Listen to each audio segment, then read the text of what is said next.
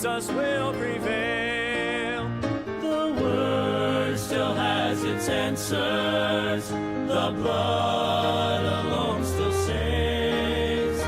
God is still our refuge, and the gospel still remains.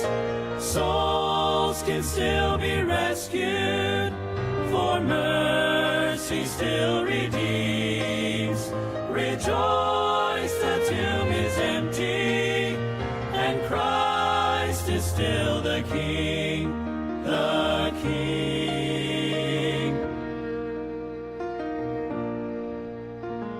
Never be discouraged, or let your heart forget.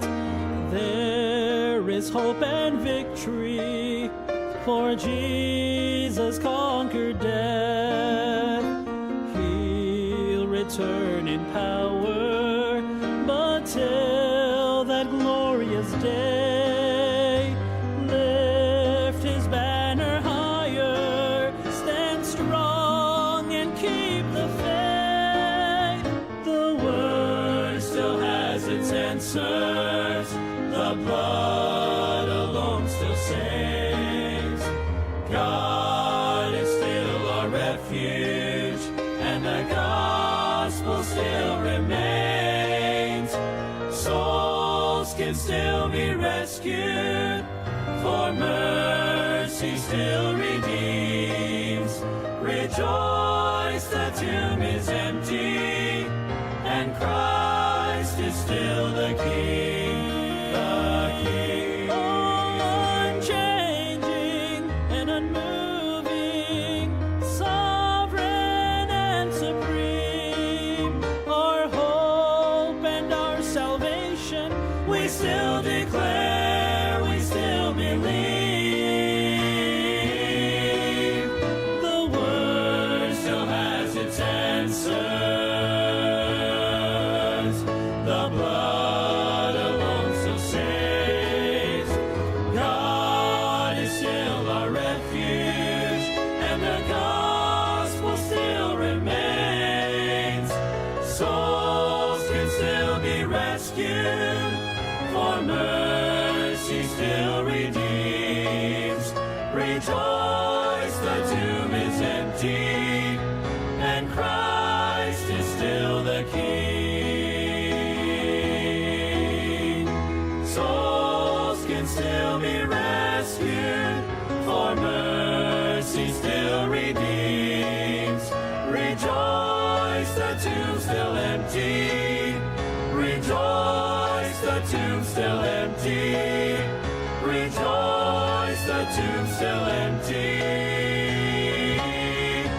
And Christ is still the King. Christ is still the King.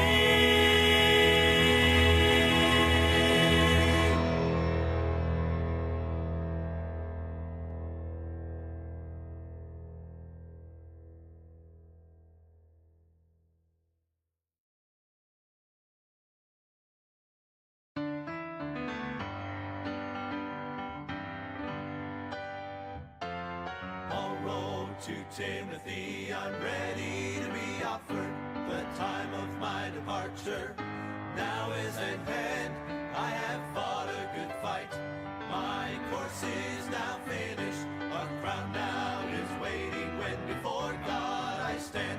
There is laid up for me a crown of bright glory. That is why I must run this race faithfully. There is reserved for me up in heaven a mansion. That is where I shall live eternally. Peter said, I've got an inheritance waiting. It's incorruptible and fades not away. I am kept by God's power through faith unto salvation. It now is awaiting to be revealed someday. There is laid up for me a crown of bright glory. That is why I must run this race faithfully. There is reason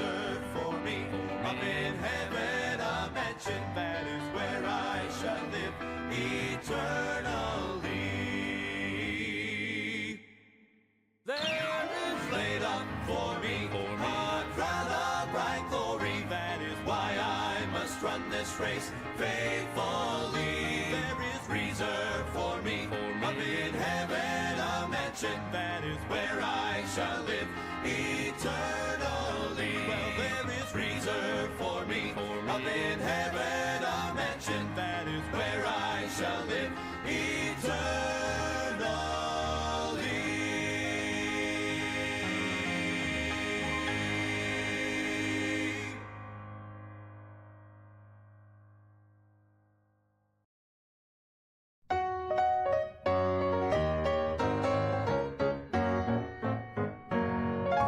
I've often wondered what heaven is like. Do the walls of jasper glisten in the morning light?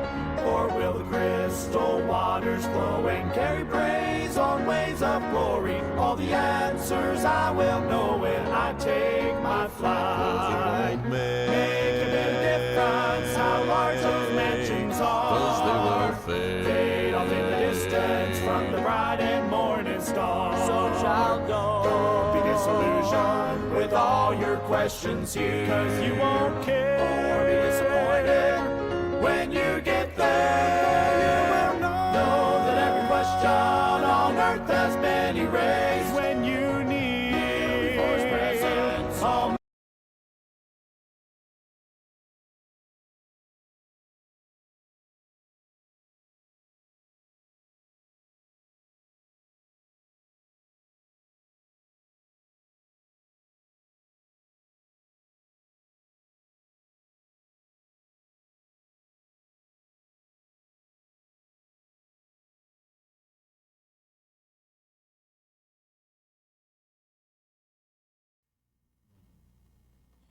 Amen. Naimbag nga morning kakabsat at ngayon ay another Wednesday morning bagamat sa ibang mga lugar ay brown out. Kaya din kami na late ng pagbubukas. Pero ngayon nga pong umagang ito ay hindi mapipigilan ang pag-aaral natin ng salita ng Diyos. At ngayon nga po ay pinag-uusapan natin kung papaano tayo lalong makakilala sa Panginoon, lalo tayong maging malapit sa Panginoon. At ngayong buwan na ito, ng June, ay maganda yung ating usapin dito sa ating college devotion. Kaya sa mga kasamahan po namin dyan sa Facebook Live, ay we hope na nandyan pa rin kayo at makapag-join sa ating devotion na ito. At bago po tayo magpalaot-laot ay simulan po natin sa panalangin. Let's pray. Dakilang Diyos na makapangyarihan sa lahat, kami po ay lubos na nagpapasalamat, Panginoon, sa umagang ito. Salamat po sa good night rest. At salamat din po, Panginoon, na ginising niyo po kami na may panibagong kalakasan. And once again, we are here para mag-aral po ng inyong salita, matuto, Panginoon, at lalo po namin kayong makilala.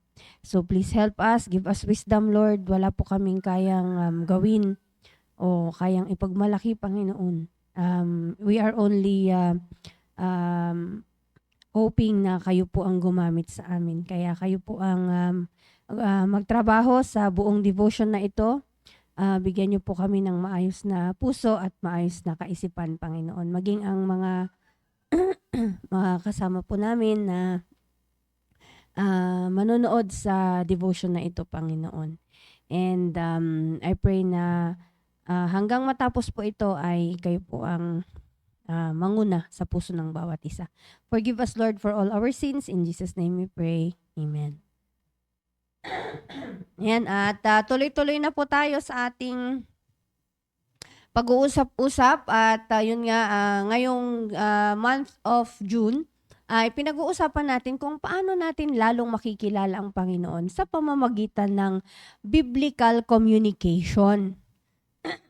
Dahil napaka-importante na sa ating pagkakilala sa Panginoon ay actually ilang Wednesdays na tayo, no? I think this is the third Wednesday na pag-uusapan natin ito, ay marami na tayong nakitang very important pala na kung lagi nating inilalapit sa Panginoon yung ating speech or yung ating pakikipagtalastasan, pakikipag-usap, communication natin, ay lalo tayong nagiging malapit sa Panginoon. Sabi nga ni Sir Ariel nung nakaraan, a changed heart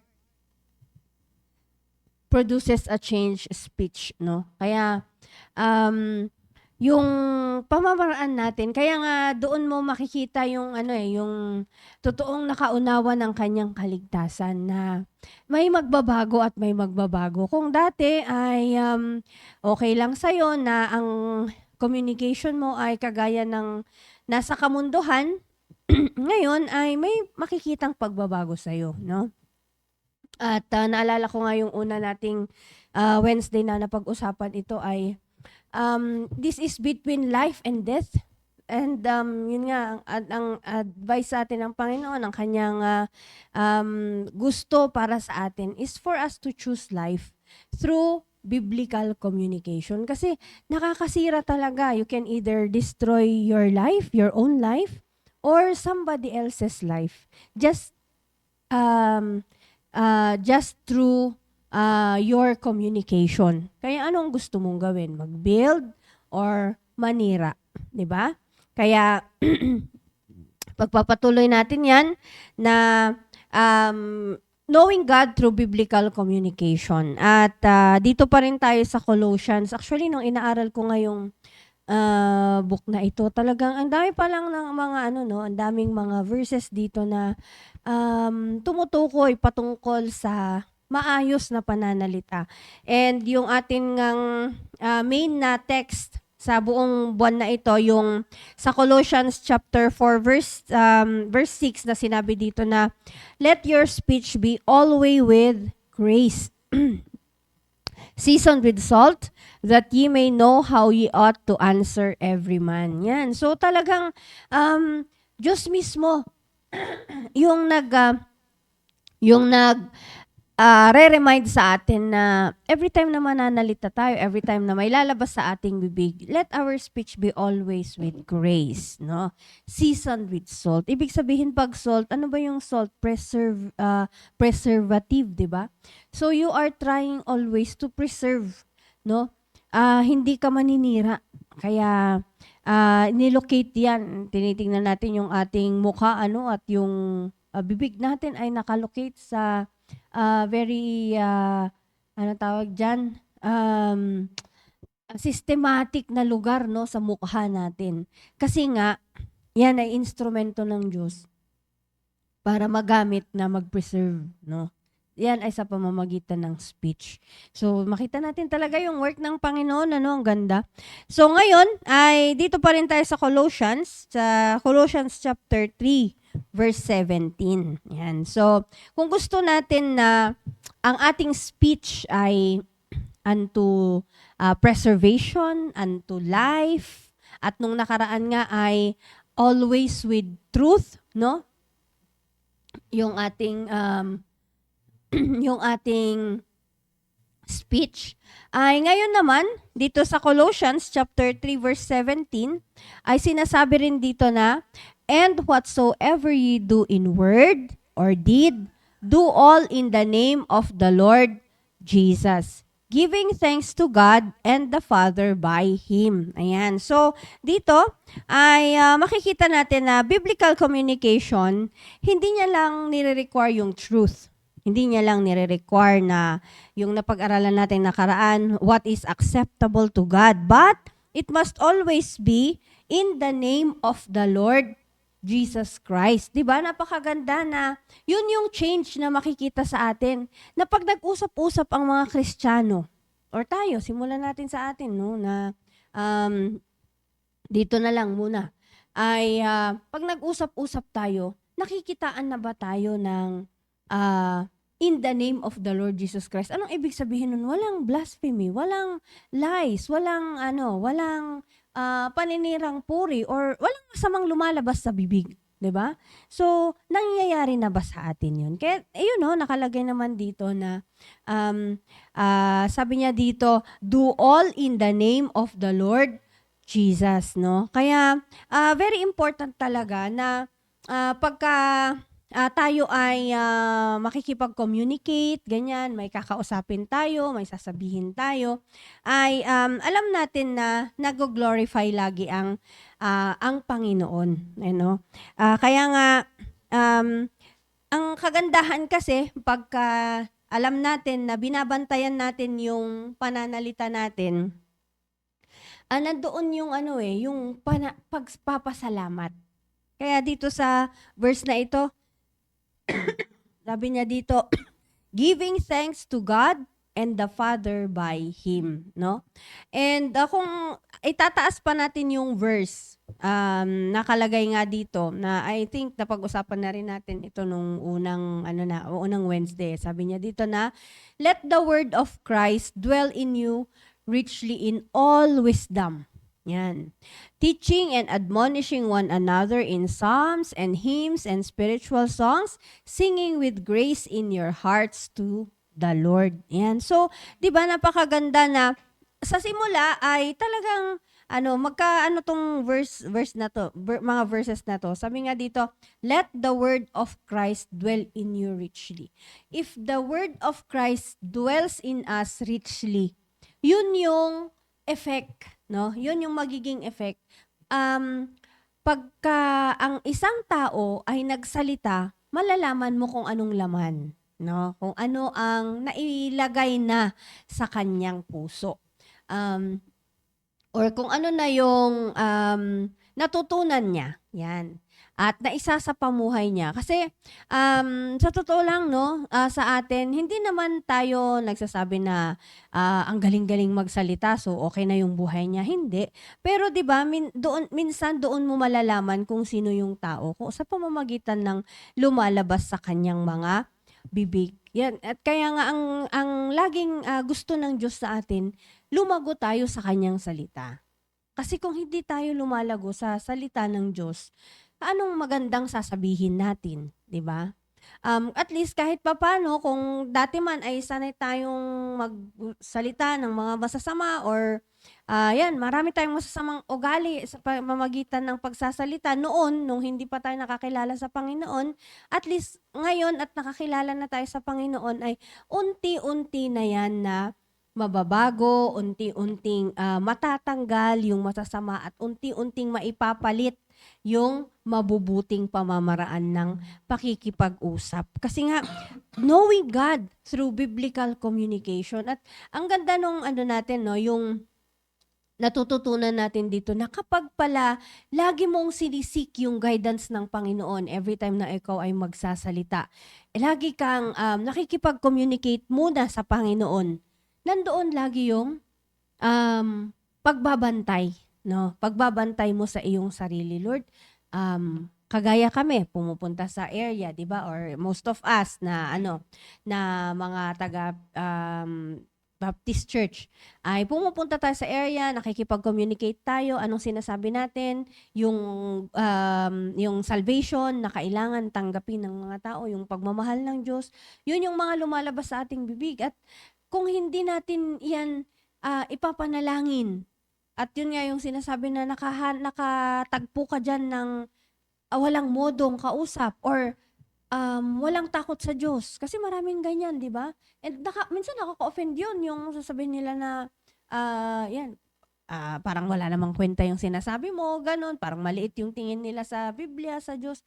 Na-offend ka, at mamaya-maya ay, kung hindi mo pinag-isipan yung sinasabi, hindi mo ipinag-pray, pero nandoon ka para magsalita para sa Panginoon, no? Ay masisira talaga yung espiritu mo. Ang mangyayari, makakapaglabas ka ng mga salita na hindi ka nais-nais sa nakakapakinig sa'yo, at of course, hindi ka nais-nais sa harapan ng Diyos. No? Kaya nga, ang ganda na napag-uusapan natin ito. Dahil sa pamamagitan ng mga simpleng sinasabi natin, ay nakikita dyan kung nag-glorify yung Panginoon, kung are we really communicating in the name of the Lord Jesus Christ? 'di ba, no? Kaya magandang ano rin 'yun, magandang tanong 'yun sa atin. Paano ako makipag-communicate? Am I communicating in the name of the Lord Jesus Christ or 'pag nagsalita ba ako ay laging may na-o-offend sa akin? Ayan. 'Pag nagsalita ba ako ay natutuwa ba silang makipag-usap sa akin? Hindi dahil nambobola ka or hindi dahil puro joke yung sinasabi mo, kundi nakikita nila yung Diyos, no? Nakikita nila yung sincerity ng iyong pananalita, 'di ba? So maganda 'yon na ano na i-goal natin sa ating sarili. Ako talaga yun yung lagi kong sinasabi rin dito sa devotion ano na yun yung isang goal ko na doon sa Proverbs chapter 31 verse 26 at ayun na sinabi na in her tongue is the law of kindness. She openeth her mouth with wisdom, di ba? Kaya nga maganda na hindi lang mga kababaihan yung mag-goal ng ganito ano na maging isang virtuous woman ay ganun siya. She openeth her mouth with wisdom and in her tongue is the law of kindness. So, maganda na lahat tayo, no? Lahat tayo ay merong ganong pamamaraan. Minsan yung time na haharap ka sa isang sitwasyon na naiinis ka na, 'di ba? Kasi syempre hindi naman tayo exempted sa ganun. Hindi naman tayo mga robot na walang emotion or walang nati-trigger diyan na inis or galit ganyan. Pero nevertheless ay maganda yung aware ka sa sinasabi mo na kahit gusto mo ng pagsabihan ng hindi magaganda, pero pinipili mong ay wag na lang. Wag ko na lang ilabas ito, no? Mas maganda piliin ko pa rin yung words na nakaka-encourage, yung words na ma-rebuke man siya, i-rebuke mo siya pa rin siya doon sa maling ginagawa niya, pero hindi sa masamang pamamaraan, kundi sa maayos ng pamamaraan. Kasi nga, ang daming mga verses dito sa Biblia ano, na nagsasabi sa atin na dapat yung paraan ng ating pagsasalita ay maayos. And sabi ko nga, kasi kung ang pagsasalita natin, it's always in the name of the Lord Jesus Christ, meron laging kalakip na thanksgiving, no? Anong ibig sabihin nun? Di ba lagi tayong nagpapasalamat sa ginagawa ng Diyos sa atin? May mga nakakausap nga ako na truly, na masasabi talaga nila, pag ikaw yung, pag mga Kristiyano yung kausap nila, kahit sabihin mong natagpuan mo sa area na hindi pa naman siya baptist, hindi pa siya pero komportable silang kwento sa'yo ng goodness ng Panginoon, no? Ang mga words na rin nila ay, napakabuti talaga ng Diyos. Ay, nako, nakita ko talaga yung kabutihan ng Panginoon. Pag ikaw yung kausap nila, kasi alam nila na yun yung yun yung purpose mo bakit ka pumunta doon, para makipag-usap ng patungkol sa Panginoon. Kaya, sana naman, no, ay wag din sa atin magsisimula yung sinasabi ni pastor na pag pumunta ka sa area, baka naman imbis na mag-share ka ng word of God, ay nag-share ka ng mga kwento, ng mga kapatiran. Wag naman sanang ganun. Kaya napakaganda na, alam nyo, pagka pumupunta tayo sa area, yung ibang mga tao dyan ay hindi natin alam na yung presensya mo pala doon ay nagdulot ng ginhawa sa kanila kasi nakapaglabas sila ng kanilang kabigatan, di ba? Tapos naipag-pray mo sila. Pag alis mo, hindi mo alam na yun pala yung dahilan na ang Panginoon, of course, nag-work sa kanila, nangusap yung Holy Spirit and yung kabigatan nila na supposed to be may mga naiisip sila na pinaplanong mga gagawing hindi maganda. Hindi mo alam na ikaw pala yung naging instrumento na hindi natuloy yung masamang ginagawa. And dahil lahat yun sa maayos mong pakikipag-usap. Kung pumunta ka doon tapos wala ring kaibahan, di ba?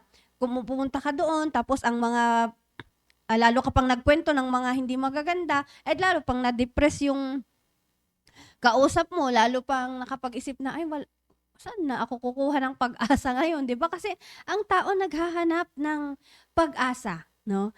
And napakaganda na sa pamamagitan ng ating pananalita, the more na pinag-uusapan natin kung gaano tayo nagpapasalamat na ang Diyos ang naglilid sa atin, ang Diyos ang nagga-guide sa atin, nagpo-provide, nagpo-protect sa atin, ayun, nakaka-encourage din tayo sa iba, no? Kaya nga dapat yun lamang yung mga lumalabas sa ating bibig. At yun lang sabihin mo na merong paraan para ikaw ay maligtas mula sa kapahamakan mo sa impyerno, 'di ba? Yun lang ay napakalaking encouragement na yan. Kasi nga ang akala ng tao, maasa sila sa kanilang kalakasan, sa posisyon nila, sa pera nila, sa katalinuhan nila. Lahat 'yun nawawala, 'di ba? Lahat 'yun ay nagfe-fade. So, paano na lang kung mawala 'yun? Pero malalaman nila na nevertheless, meron naman pala akong buhay na walang hanggan. Wala mang nagmamahal sa akin, may Diyos na nagmahal sa akin. Ibinigay niya ang kanyang bugtong na anak para lang ako ay maligtas. 'Di ba? Yung ganun na maipaalam mo sa mga tao na ganun ay napakalaking encouragement na yun. Kaya nga, alam niyo po dito sa Ephesians chapter 5 verse 20, malapit lang din na chapter or book, no? Sabi dito sa Ephesians chapter 5 verse 20, giving thanks always for all things unto God and the Father in the name of our Lord Jesus Christ. Ayan. So, sinabi na naman dito, kung makikita nyo ulit doon sa preceding verse niya, sa 19, kagaya doon sa Colossians, nasabi din dito, speaking to yourselves in psalms and hymns and spiritual songs, singing and making melody in your heart to the Lord. Ito actually yung nakalagay sa sa bungad ng ating hymnal, no? Dahil maganda na sa ating pag-worship sa Panginoon sa pamamagitan ng psalms and hymns and spiritual songs, singing and making melody in your heart to the Lord ay merong kalakip na pagpapasalamat. Merong kalakip na worship talaga. Kasi yun naman talaga yung purpose nun eh. Hindi para ilabas mo yung maganda mong boses, kundi para mag-worship sa Panginoon. Yan. Kaya, ayan, sabi dito, giving thanks always, no? Kaya, maganda kasi pagka lagi tayong nagpapasalamat. Alam nyo, pagka lagi tayong nagpapasalamat ay, maiiwasan yung murmur. Maiiwasan yung pagtingin mo ng negative sa mga bagay sa kapaligiran mo. Kasi nga, ipinagpapasalamat mo, so lahat magaganda yung nakikita mo. You can turn negative things into positive kung ikaw ay thankful na tao. And of course, kung nakikita mo yung ginagawa ng Diyos sa buhay mo. Kasi unless na makita mo yung goodness ng Panginoon, wala kang ibang gagawin kundi magreklamo, mahirapan, yun nga, mag-isip na ang hirap-hirap naman, 'di ba? Pero pagka alam mo na yung Diyos ay all-powerful, all-knowing, ganyan, at unconditional yung pagmamahal niya sa'yo, sapat na yun. Diba? Kaya nga sa Psalms chapter 23, sabi ng Bible, the Lord is my shepherd, I shall not want. Wala na akong, pag sinabi kasing want sa Bible ay paghihirap, no? Or kakulangan. Hindi na ako magkukulang, sabi ng psalmist doon. Bakit? Sapat na ang Panginoon, di ba? Parang yung kanta nung Sunday ng choir. Ayan, di ba? Nasabi doon ay kahit maraming gustong i-offer ang mundo sa akin, ay sapat na ang Diyos. Yan. Na meron na akong Diyos, okay na ako doon. Dahil yung kanyang pagmamahal ay higit pa sa kung anong pwedeng i-offer ng mundo. Yan, 'di ba? Kaya pag ganun yung kaisipan natin, anong lalabas sa ating bibig, 'di ba? Di puro magaganda, puro words seasoned with salt. Oh, yan. Yung puro psalms and hymns and spiritual songs, making melody in your heart. Ibig sabihin, nagsasaya ka sa iyong puso. At kung masaya ka, ay nakaka-impluwensya yun. Alam nyo, sabi nga is, smile is contagious. Ibig sabihin nun ay, pag ikaw ay ngumiti, hindi pwedeng wala ring mapapangiti. Diba? Kaya nga, kahit hindi mo kilala minsan, diba? Pagka nagkasalubong kayo, maybe sa Session Road or ano, kahit dito sa church, diba? Dito sa church, may dumarating, pagka nakasalubong mo, ngitian mo, ngingiti yan, diba? How much more kung nakapagsalita ka pa sa kanya ng mga patungkol sa salita ng Diyos, no? Patungkol sa goodness ng Panginoon, patungkol sa loving kindness ng Panginoon, di mas lalong contagious na hindi lang siya basta ngumiti, kundi naapis pa yung kanyang nararamdaman. At yun nga yung lagi nating sinasabi, hindi natin alam kung sino yung mga pumapasok dito sa church. Yung mga nagiging bisita natin or yung mga nadadala natin mula sa area. Bago sila dumating dito, hindi natin alam kung anong pinagdaanan nila. Pero di ba napakaganda na pagdating nila dito ay, wow, ikaw yung unang-unang sasalubong, good morning. Yan. Happy Sunday. May mga ganyan pa tayong mga bati di ba? At pag yun, nakausap mo sila after the service. Kaya nga gusto ni Pastor na after ng service ay we mingle with our disciples, yung mga nadala natin, sila yung samahan natin, and then kwentuhan natin, and then i-follow up natin yung narinig nating salita ng Diyos, kung paano naging blessing sa'yo. Ayan, diba? So sila din, mas lalo rin silang may encourage na dumalo dito sa ating simbahan. At ganoon din dapat yung ginagawa natin sa area. Na pagpupunta tayo doon, yung preaching nung nakaraan, magandang yun ang i-discuss ninyo kung paanong, halimbawa, yung preaching nung Sunday ay na-bless ka, tapos in-apply mo, o ano yung naging blessing, di ba? Kaya ma-encourage siya, ay, sige, pupunta ulit ako sa susunod na linggo kasi baka yung marinig ko ulit, maging blessing ulit, o ganyan, di ba? So, siya din ay magkakaroon na siya ng excitement na makipag-usap sa mga anak ng Diyos. Kesa naman yung pupunta, pare-pareho lang naman yung mga yan. O, di ba? Nakakalungkot naman kung ganun yung impression na maibigay natin. Kaya last verse dito sa Proverbs chapter 15 verse 4 ay of course, pagka maayos ang ating pananalita, yan, babalik na naman tayo doon sa sinasabi natin na buhay ang dulot nito. Sabi dito, a wholesome tongue is a tree of life. Yan. Pag wholesome yung iyong tongue, it is a tree of life. Anong ibig sabihin nito pag tree of life? Siyempre, ay maganda ang bunga. May kapaki-pakinabang, di ba? And then, sabi dito, but perverseness therein is a breach in the spirit. So, hindi maganda yung paggamit ng tongue natin sa hindi maayos dahil ano rin ang mangyayari? Makakasira ka din ng, sabi ko nga, buhay. Life and death ang kalagayan mo. Ibig sabihin, you either build or destroy. Kaya nga napaka-important na lagi tayong magbabantay sa ating pananalita. Ano nga yung na pag-aralan natin ngayon? It must always be in the name of the Lord Jesus Christ. If it is in the name of the Lord Jesus Christ, inevitable yan. Laging may pasasalamat. Laging may pagkukwento kung gaano kabuti ang Diyos sa atin. 'Di ba? So, I hope na sa buong maghapon ay pupunta naman tayo sa mga area natin, sa mga pupunta sa schools ay may makakasalamuha kayo. Sa mga pupunta sa trabaho, mayroon din kayong makakasalamuha. At I hope na ito yung nasa ating kaisipan. Pag ako ay makikipag-usap, hindi man maayos yung kausap ko, but if I am speaking in the name of the Lord Jesus Christ, magiging maayos ang hindi maayos. Yan.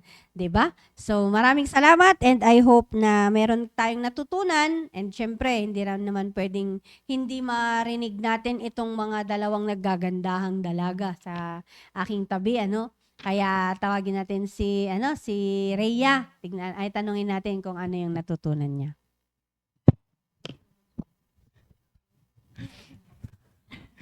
Good morning po sa ating lahat. Yun nga, ang ganda ng na sinabi ni Ma'am Cherry kanina. At kahit inaantok ako, talagang hindi ko mapigilan. Pero kahit papaano talaga is meron at meron maitatatak sa isip mo na marirealize mo, na makikita mo sa sarili mo na para sa'yo talaga yun. At so, una-una po, sabi kanina ni Ma'am Cherry na talagang ulit-ulit niyang sinasabi, ayan na kapag tayo ay dito na nga lang sa atin, na kapag tayo yung nag-usap-usap, sabi niya, it must always in the name of Jesus. Ano, talagang walang blasphemy, walang lies, walang murahan. Talagang um, fellowship, yung parang about talaga sa Panginoon. Yan nga, lalo na kapag disciples mo yung mga kinakausap mo, kailangan maging blessing ka sa pamamagitan parang ng pananalita. Kasi, um, tas kanina din sabi ni Ma'am Cherry na kapag may nasusalubong ka, kahit di mo kilala, napapangiti din sila eh. Alam mo, close kayo. Pero, yun yung, sa pamamagitan nun, napaisip ako na, yun nga, gesture pa lang makikita mo na yung communication nyo na meron kang salita ng Diyos, meron kang biblical communication kung palangiti ka at hindi yung masungit, ano. Kasi pag ay parang ano naman 'to, parang mayroon agad siyang feedback para sa'yo kung, gano'n na yung ipapakita mo. Kaya sa pamamagitan nun magiging blessing ka na rin at, sabi rin ni Ma'am Cherry kanina na, sa pamamagitan nung mga, um, biblical communication ay mas maganda na yun nga, lumago tayo sa Diyos or sa salita ng Diyos. At na sabi nga rin kanina ni Ma'am Jerry na imbis na chismis ay dapat patungkol kay Kristo. Ano, syempre, bilang kami, syempre sa generation ng mga kabataan, di talaga maiwasan yung usap-usap na ano, pero yun nga, doon ko nakita na bilang ako na full-time na lagi nakakapakinig ng salita ng Diyos, yung mga kinakausap ko, yung mga member sa labas, mga nakakausap ko, sabi ko, napaisip ako na bakit hindi na lang yung natutunan ko sa PSS, i-share ko yung mga, ayun, mag-share ng kung paano patuloy na hinuhubog ng Panginoon dito sa church at mas i-encourage pa sila dito na patuloy na maglingkod at syempre lalo na rin kapag hindi ka matatag, maraming mga problema yung mga nakakausap mo. Ayan, maging open tayo sa isa't isa ay hindi yung maging emotional kundi turuan sila na sa Panginoon nang lumapit. Kaya through the biblical communication, mayroong magiging resulta na maayos. Kaya nagpapasalamat ako dahil meron ganto na patuloy na nagre-remind sa akin na hindi dapat ganto, hindi ganto. Ayan. Kasi kapag minsan meron kang nasasabing hindi maayos is parang hindi na parang naipapakita ko yung pride ko sa sarili ko. Kapag ganong pag minsan kasi hindi ko talaga maiwasan na magalit. Talagang pag nagagalit ka, kung ano-ano na nasasabi mo. Pero sabi ko nga, parang talagang naipapakita mo yung kayabangan mo sa sarili mo. Umiiral yung kayabangan. Imbis, wag ka na lang magsalita. Ganun. So, para mayroong maayos na communication is, just pray for her or him. At kaya, ayun, thank you dahil sa topic na ito. ay meron at meron tayong nare-realize sa sarili natin or sa attitude natin na dapat nating baguhin. At yun lang po, to God be the glory. Amen. At yan, pakinggan din naman natin si Sheila. Maganda yung mga sinasabi ni ni Rhea. Yan. Bilang isang kabataan, talagang kailangan talaga rin nating sa ating pakikipag-usap ay ganun, yung gagayahin natin si Rhea. Yan. So, si Sheila naman. Good morning po sa ating lahat. Sa akin naman po is nagpasalamat po ako sa mga napapakinggan po namin dito na about po true communication, through biblical communication.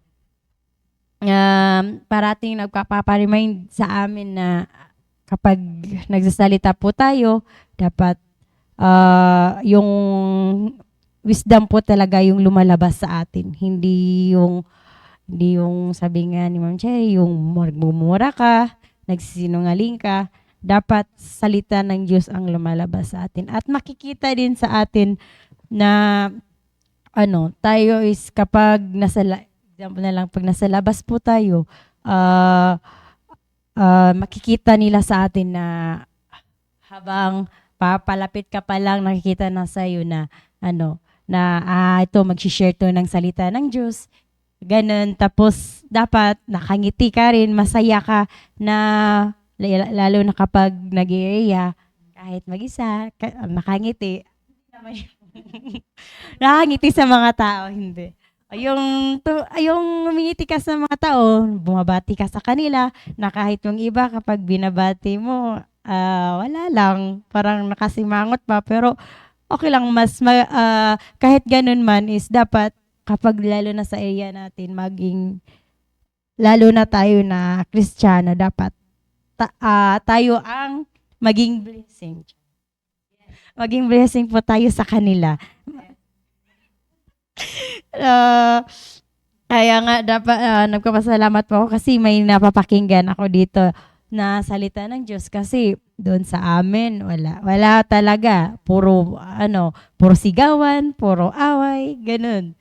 Pero dito ko talaga natutunan na dapat yung dawi ka magsalita, dapat yung lumalabas sa'yo, wisdom po ng Panginoon galing sa Kanya. At yun lamang po. To God be the glory. Amen. Yan. So, di ba nakakatuwa na ang goal mo, every time na ikaw ay makikipag-usap, maging blessing. Yan. Sabi ni Sister Sheila. At kung syempre yun ang goal mo, iiwasan mo na may lalabas sa'yo na hindi ka nais-nais. Kaya ang ultimate na paraan para ganun yung mangyayari sa atin ay lumago yung Word of God sa atin at lagi tayong manalangin. Hingi tayo lagi ng guidance. Yun yung talaga, sikreto lagi para matupad yung ganyang goal natin. Yan. So, sakto yung oras natin. Yan. At yan, si Sir Ariel ay hindi muna natin nakasama ngayong umagang ito dahil meron siyang mahalagang errand. Yan. At ipag-pray natin lagi si Sir Ariel para lagi natin siyang makasama sa devotion. At mamayang hapon, since ngayon ay Wednesday, ay huwag niyo pong kalimutan na maagang mag-prepare mamaya para makapunta dito. At yung mga dinidisciple natin, daanan natin. At sa mga pupunta sa school, bakit hindi kayo mag-try na invite ninyo yung mga classmates ninyo, no? Para pagpunta nyo dito mamaya, may dala tayong bisita. Di ba? Yan. At kita-kita po tayo mamayang hapon para sa service. At manalangin na po tayo. Ay, sa Sunday po pala, para sa mga PSS students, huwag niyong kalimutan ang ating PSS night. So, buong araw po yun, according kay Pastor, ay PSS Sunday. No? So, may mga ipapakilala siya sa inyo na mga yun, yung sistema sa PSS para kung sa mga hindi pa um, alam sa inyo ay magkaroon kayo ng kaalaman patungkol sa PSS at baka next year ay kasama na namin kayo sa PSS family. Yan. So, sige po, manalangin po tayo.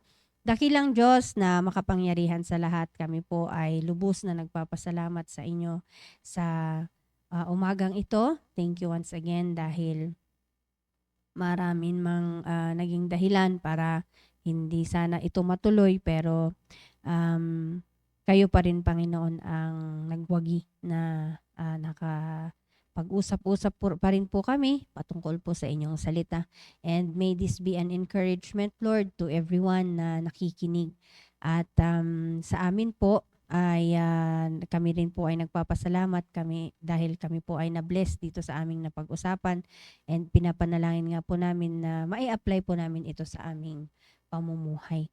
Kaya sa buong maghapon, humihingi po kami ng guidance po ninyo sa lahat ng aming gagawin ay nawa maging blessing po kami sa lahat ng aming makakasalamuha. Tulungan niyo po kami na magtrabaho ng maayos, pumunta sa area at mag-invite, mag-win ng mga kaluluwa, Panginoon, at magdala ng mga bisita ng mga disciples mamayang hapon. At kayo po lagi ang maitaas sa aming buhay. Maraming salamat po sa pagmamahal ninyo sa amin, Panginoon. Patawad po sa aming mga pagkukulang, pagkakasala. Ito po ang aming samot dalangin sa pangalan ng Panginoong Jesus. Amen. Ayan, so maraming salamat po at God bless po sa inyong lahat.